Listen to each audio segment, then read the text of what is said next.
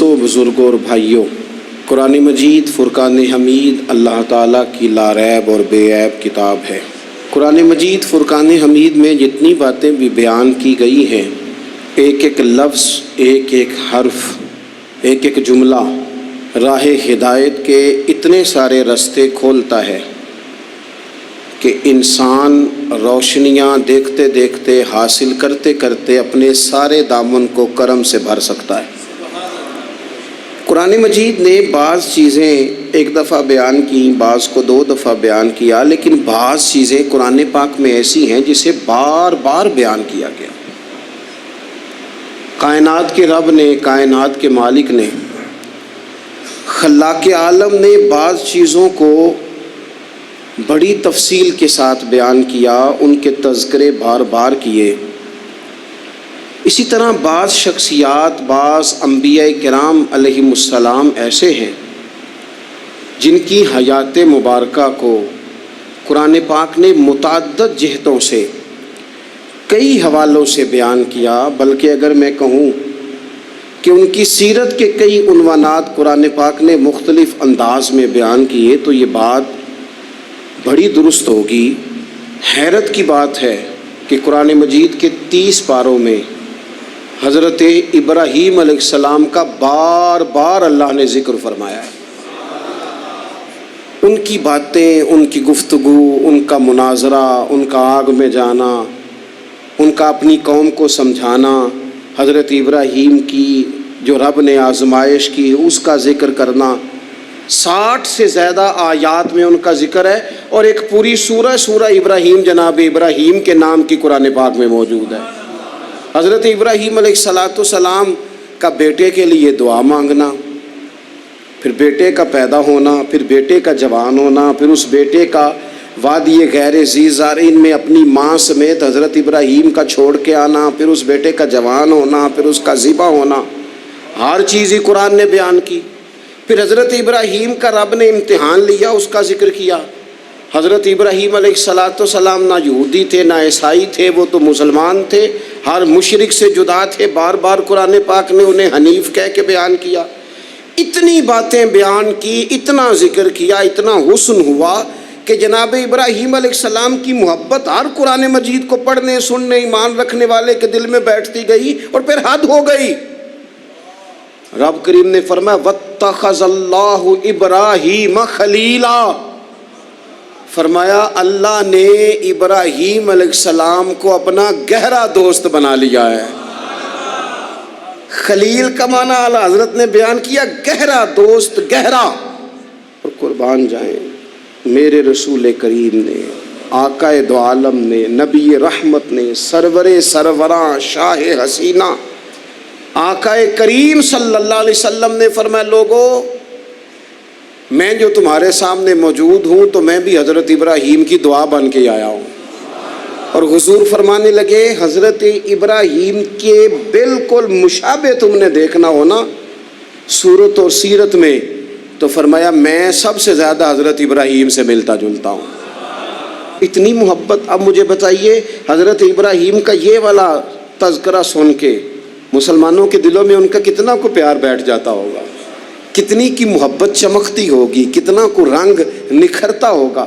اور دل ہے کہ قرآن مجید پڑھنے والے کا دل، قرآن کو سمجھنے سیکھنے والے کا دل مائل ہو جاتا ہے حضرت ابراہیم کی طرف۔ ان کی باتیں، ان کے تذکرے، ان کی گفتگو اور ان کی سیرت کو بار بار پڑھنے کو جی چاہتا ہے، محو ہو جانے کو دل کرتا ہے۔ اتنا اللہ نے حضرت ابراہیم سے پیار فرمایا ہے، اور متعدد مقامات پر ان کے تذکرے قرآن پاک میں موجود ہیں۔ ہمارا یہ ذہن ہونا چاہیے، ہماری یہ سوچ ہونی چاہیے کہ جن چیزوں کو قرآن پاک اس محبت کے ساتھ بیان کرتا ہے، ہمارے دلوں میں وہ محبتیں پوری بیٹھ جائیں، پوری بیٹھ جائیں۔ ہمارے ہاں مزاج کچھ عرصے سے بنا ہے کہ لوگ کوئی ایسا نام بچے کا رکھنا چاہتے ہیں جو پہلے کسی کا نہ ہو، بڑے بڑے نام ڈھونڈ کے لاتے ہیں، ان کے معنی پوچھتے ہیں، بڑا گہرا جا کے وہ سفر کرتے ہیں اور کوئی خاص نام رکھنا چاہتے ہیں۔ میں اکثر کہتا ہوں کہ اولادوں کے نام یا صحابہ کے ناموں پہ رکھو یا اہل بیت اطہار کے ناموں پہ رکھو، اور زیادہ برکت لینی ہو تو انبیاء کرام کے ناموں پہ رکھو۔ تھوڑا سا پیچھے جائیں آپ، تھوڑا سا پیچھے، تو ہمارے کتنے بزرگوں کا نام ابراہیم ہوتا تھا، کتنوں کا اسماعیل ہوتا تھا، کتنوں کا اسحاق ہوتا تھا۔ یہ کتنے ذوق والے لوگ تھے کہ انہوں نے ان تذکروں سے محبت کی، ان ناموں سے پیار کیا، ان ناموں کو انہوں نے حرز جاں بنایا۔ میں آپ کو ذاتی بات بتاتا ہوں، ایک دفعہ مجھ سے کسی نے نام پوچھا تو میں نے کہا کہ بچی کا نام ہاجرہ رکھ لو۔ کہنے لگے یہ تو بزرگ عورتوں کا نام ہوتا ہے۔ تو میں نے کہا رکھ لو، یہ بھی بزرگ ہو ہی جائے گی ایک دن۔ بھائی بچی نہیں بزرگ ہونا ہے نا، لیکن وہ مطلب یہ تو بزرگوں کے نام ہے، یہ تو وڈیرے والا نام ہے۔ تو میں نے کہا کہ آپ دعا کریں نا کہ اللہ تعالیٰ اسے جوان بھی کرے، پھر عمر لمبی دے، وہ وقت بھی آئے کہ جس میں لوگ اسے بزرگ بھی کہیں۔ ان ناموں کو اب ہم نے کیا نام سمجھ لیا ہے کہ یہ تو وہ بزرگوں کے نام ہے۔ ان لوگوں کی دلچسپیاں، ان لوگوں کا پیار ہماری طبیعت میں۔ حضرت ابراہیم علیہ السلام نے نا اپنی ساری حیات مبارکہ لوگوں کو دین کا صحیح سبق پڑھاتے گزاری۔ عقائد جو ہوتے ہیں نا، ان کی پختگی انسان کو پختہ کرتی ہے۔ جب تک لوگ نظریاتی طور پر پختہ نہیں نہ ہوتے، وہ زندگی میں کسی شعبے میں بھی مومن بن کے وقت نہیں گزار سکتے۔ لوگوں کا عقیدہ توحید و رسالت اگر پختہ ہو جائے، عقیدہ توحید و رسالت اگر مضبوط ہو جائے، تو یہ جتنے لوگ پریشان ہوتے ہیں کہ پتہ نہیں کو جادو آ گیا ہے، پتہ نہیں کو سازش ہو گئی ہے، پتہ نہیں کو نظر لگ گئی ہے، پتہ نہیں فلانا میرے خلاف کیا کر رہا ہے، ان ساری آزمائشوں سے بندہ باہر آ جاتا ہے۔ عقیدہ ہی بڑا مضبوط ہے۔ اور جب انسان ڈرنے لگ جاتا ہے سانپ سے، تو پھر ایک وقت آتا ہے وہ رسیوں سے بھی ڈرتا ہے۔ حضرت ابراہیم علیہ السلام ہو یا جتنے بھی انبیاء کرام گزرے ہیں، یا جتنے بھی ہمارے پاس آسمانی وحی کی تبلیغ کرنے والے نبی گزرے ہیں، ان سب نے عقیدہ توحید کی مضبوطی لوگوں کو سکھائی۔ کچھ عرصے سے لبرل لوگوں نے اور بعض دین بیزار لوگوں نے اس طرح کر کے دین بیان کرنا شروع کیا ہے کہ ایک پورا فتنہ دنیا کے اندر آ گیا ہے۔ وہ فتنہ کون سا ہے؟ عقل کو زیادہ استعمال کرنے کا فتنہ، کہ یہ چیز میری عقل نہیں مانتی لہذا میں قبول نہیں کرتا۔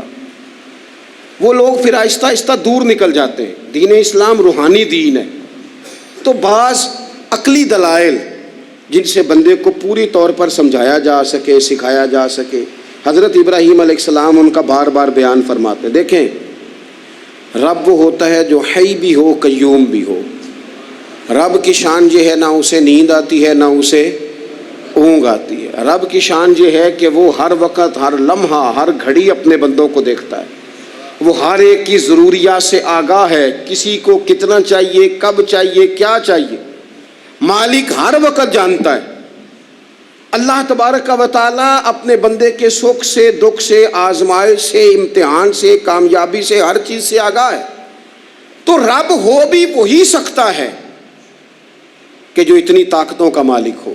حضرت ابراہیم علیہ السلام کے زمانہ مبارکہ میں نا کچھ لوگ ایسے تھے جو چاند کی پوجا کرتے تھے، کچھ سورج کی پوجا کرتے تھے، کچھ ستاروں کی پوجا کرتے تھے۔ اللہ کا قرآن کہتا ہے کہ فلما جن علیہ اللیل، جب حضرت ابراہیم علیہ السلام پر رات کا اندھیرا چھا گیا نا، تو رآ کوکبا، انہوں نے نا تارا دیکھا، قال ھذا ربی، ستارہ دیکھ کے کہنے لگے اسے میرا رب کہتے ہو؟ کیا یہ رب ہے؟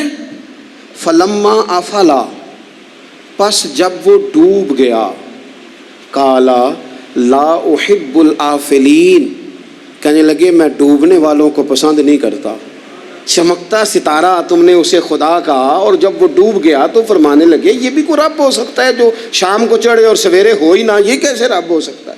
جب وہ چڑھا ستارہ تو فرمایا اسے میرا رب کہتے ہو، جب ڈوب گیا تو فرمایا میں ڈوبنے والا، میری سوچ بڑی ہے، میرا معیار بڑا ہے، میں ڈوبنے والوں کو مانا، اسے کیسے خدا مان لوں جو ڈوب ہی جائے؟ پھر کیا ہوا؟ فلما رأى القمر، پھر انہوں نے چاند دیکھا، بازیگن چمکتا ہوا، قال ھذا ربی، کہنے لگے اسے میرا رب کہتے ہو؟ فلما افلا، پھر وہ بھی ڈوب گیا، چاند بھی ڈوب گیا، قال لئن لم یہدنی ربی لأکونن من القوم الضالین، فرمانے لگے اگر میرا رب مجھے پہلے سے ہدایت نہ دیتا تو میں بھی گمراہ لوگوں میں سے ہو جاتا۔ وہ چاند جو رات کو چڑھا اور سویرے ملا ہی نہیں، وہ کیسے خدا ہو سکتا ہے؟ خدا تو وہ ہے کہ جس کو جب پکارو وہ پکار کو سنے، وہ میدان میں بھی سنے، وہ گھر میں بھی سنے، وہ اندھیرے میں بھی سنے، وہ روشنی میں بھی سنے۔ وہ ایسا مالک ہے کہ جس کا دیا ہوا رزق ماں کے پیٹ میں بھی پہنچے اور اس کی دی ہوئی زندگی قبر میں بھی بندے کے ساتھ چلی جائے، قبر کے اندر بھی بندہ اٹھ کے بیٹھ جائے خدا کی دی ہوئی توفیق سے، وہ رب ہے۔ پھر جب سورج کو چمکتے ہوئے انہوں نے دیکھا، قال ھذا ربی ھذا اکبر، کہنے لگے کیا اسے میرا رب کہتے؟ یہ تو بڑا بھی ہے، سورج تو بہت بڑا ہے، اسے رب کہتے ہو؟ فلما افلت، پس جب وہ بھی غروب ہو گیا، قال یا قومی انی بریء مما تشرکون، فرمانے لگے لوگو میں بری ہوں اس سے جو تم رب کے ساتھ شریک ٹھہراتے ہو، میں ان سب سے بری ہوں، تو آپ پھر کیا ہیں؟